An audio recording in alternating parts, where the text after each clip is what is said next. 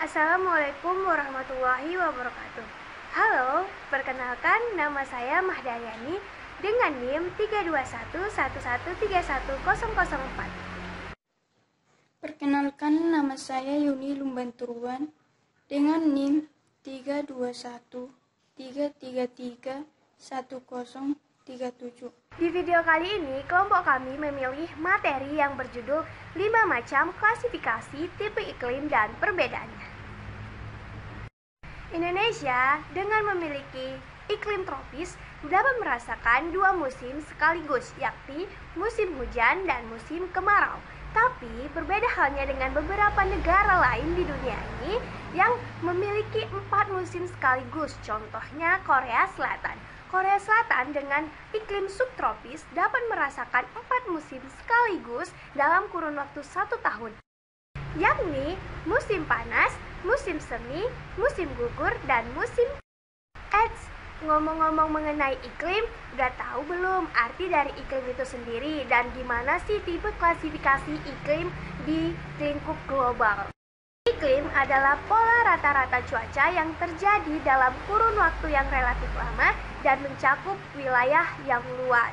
Tapi jangan salah artikan cuaca dengan iklim ya, karena ada perbedaan yang mendasarinya.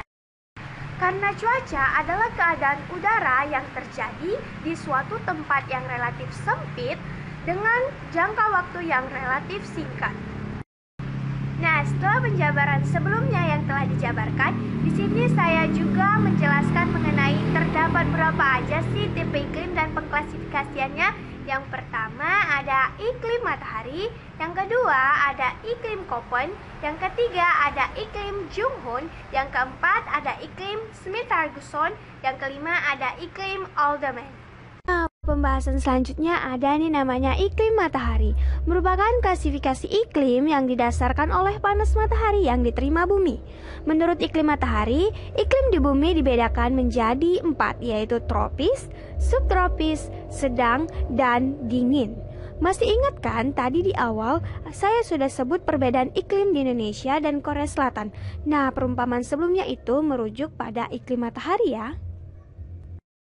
Pembahasan selanjutnya ialah iklim Köppen.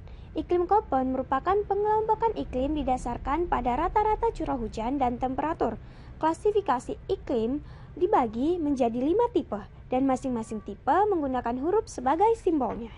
Huruf A disimbolkan sebagai iklim tropis, huruf B sebagai iklim kering, huruf C iklim sedang, D iklim dingin, dan E disimbolkan sebagai iklim kutub.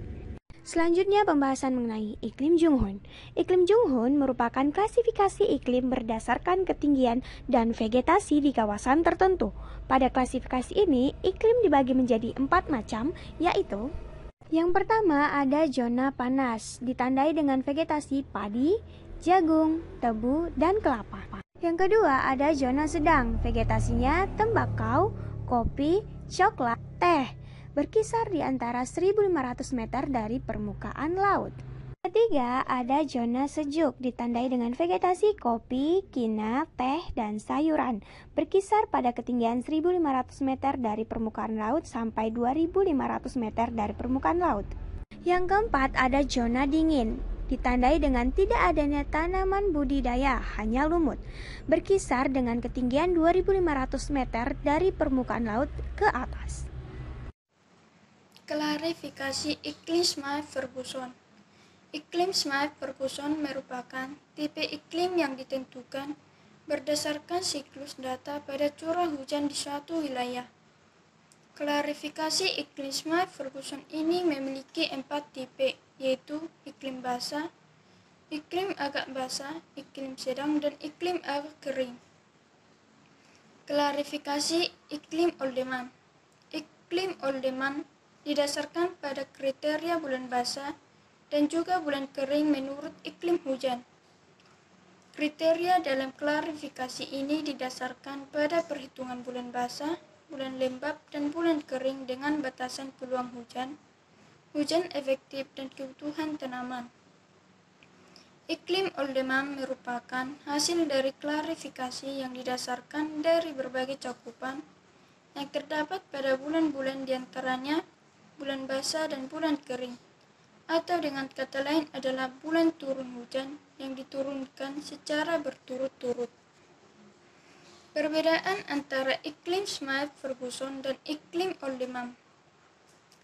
Smyth dan Ferguson mengklarifikasi iklim berdasarkan bulan basah dan bulan kering, sedangkan iklim Oldham dibagi menjadi 5 tipe didasarkan pada jumlah bulan basah berturut-turut.